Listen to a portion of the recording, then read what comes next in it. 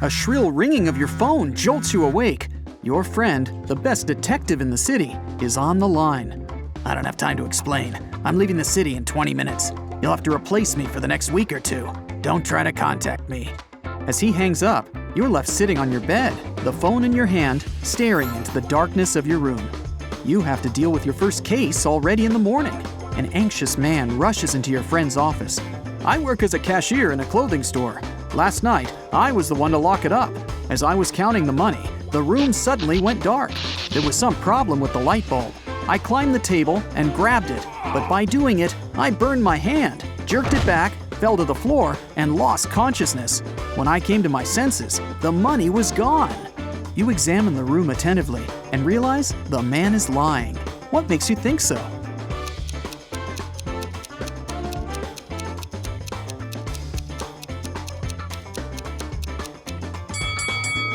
The light bulb the cashier told you about is an LED one. Such light bulbs don't get hot. Your first real case makes you hungry. You go to the nearest restaurant to get something to eat. But as soon as you enter, you hear loud, angry voices. A waitress and a visitor are arguing. You also ordered chicken wings, and you have to pay for this dish. It's the waitress. The visitor looks tired and sleepy. But I didn't. I haven't been here longer than an hour. Yes, I did doze off, but it doesn't mean I don't remember my order. You can't help but step in. You know very well that this man couldn't have ordered chicken wings, you say. How did you figure it out?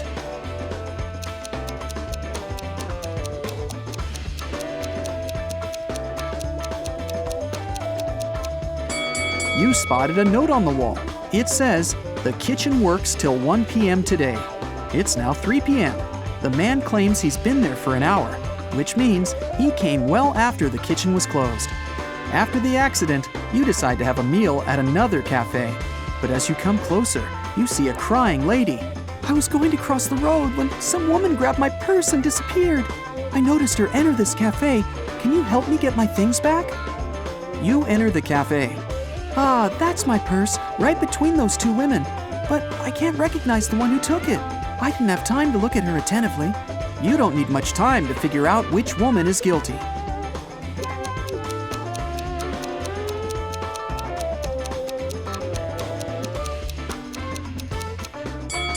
It's the one on the left. The woman on the right has her left arm in a cast. If she had taken the purse, she'd have put it on the right side of herself. After such an eventful day, you're exhausted. You fall asleep as soon as your head touches the pillow. But you get woken up just a few hours later. Another day, another case. "Oh, you're finally here." A man tied to a chair looks happy. "Someone broke into my house this night, tied me, and stole all our valuables. Our mailman came early in the morning to deliver newspapers. He must have heard me shouting for help and called the police. Luckily, all our stuff was insured. But I hope to deal with this problem before my wife finds out about this." You arrest the man for attempting insurance fraud. Why?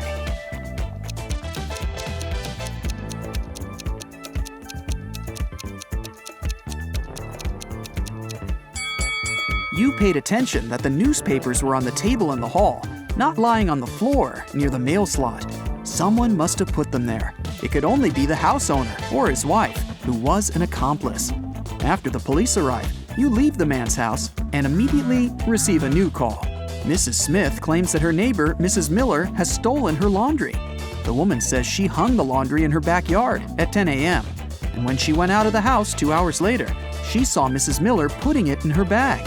"I didn't do this. It's a lie." The other woman looks angry. You look around and ask Mrs. Smith to go to the police station with you for trying to slander her neighbor. How did you figure out that Mrs. Smith was lying?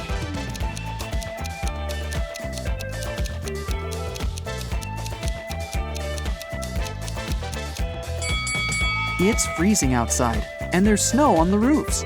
In 2 hours, damp laundry would be so frozen, it'd be impossible to fold it and put it in a bag. Your phone rings again. It's a woman who works at it and put it in a bag. "Help me," she cries. When you arrive at the museum, she tells you her story. "Yesterday, I stayed late at work. I needed to prepare some documents. I was sitting at this table. The overhead lights were off, and the only source of light was my desk lamp. I was listening to music when suddenly I saw a shadow to the right of the table. I realized it was a person jumping out of the open window. I immediately switched on the overhead lights and discovered that an ancient vase I kept in my office was gone.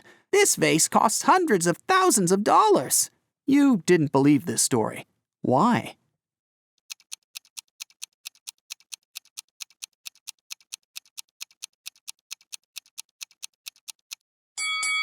If the only source of light standing in front of the woman, she wouldn't have noticed a shadow to the right of the table. It turns out that before leaving, your detective friend gave your contacts to all his acquaintances, and now one of them needs your help. You arrive at his jewelry store. A client came there several hours ago, planning to buy an expensive diamond ring for his wife, but someone stole his wallet right in the store. The manager, he was the one to call you, asked all the visitors who were inside at that time to stay until your arrival. You look at all these people attentively. Soon you know who took the wallet.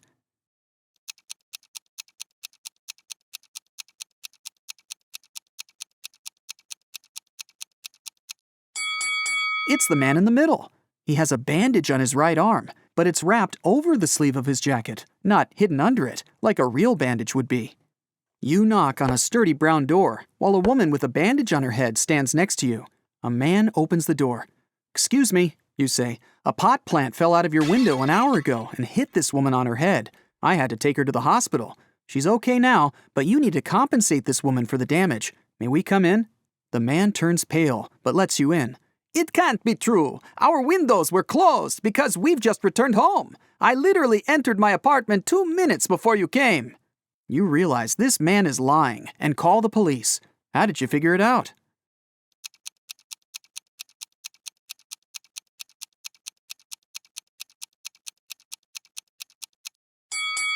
You spotted a pan with boiling water in the kitchen. If the man had indeed come home just a few minutes ago, the water wouldn't have had enough time to start boiling.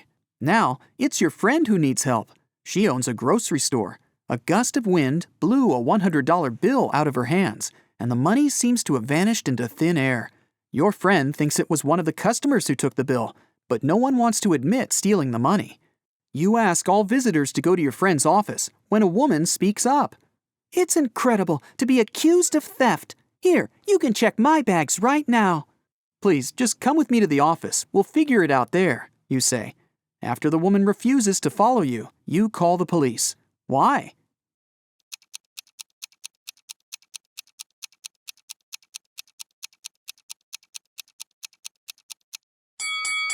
The woman is standing on the $100 bill.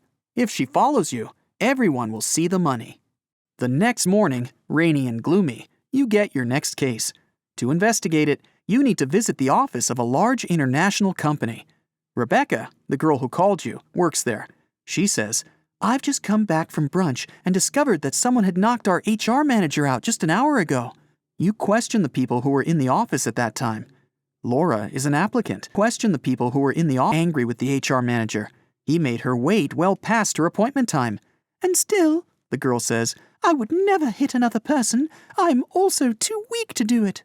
Gary, who works in the marketing department, claims he hasn't seen the HR manager since he arrived at work. He was in a meeting from the very morning till lunchtime. Jacob from Research and Development tells you he rode his bike to a coffee shop to get his cappuccino. He's just come back. You immediately realize who hit the HR manager.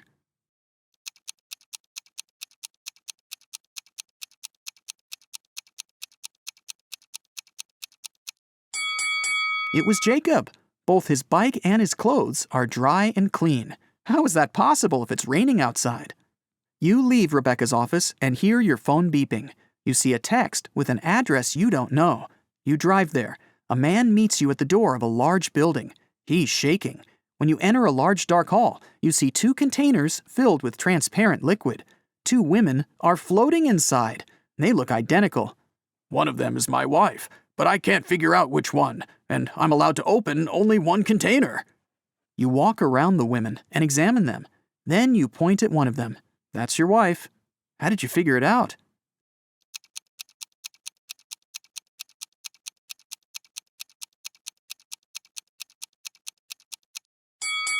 The man's name is Mark. It's written on his biker jacket. His wife is the woman with the letter M tattooed on her arm. Your phone beeps again. You look at it and see a message. It's from your detective friend. There's just one word on the screen. Help! But that's already another story.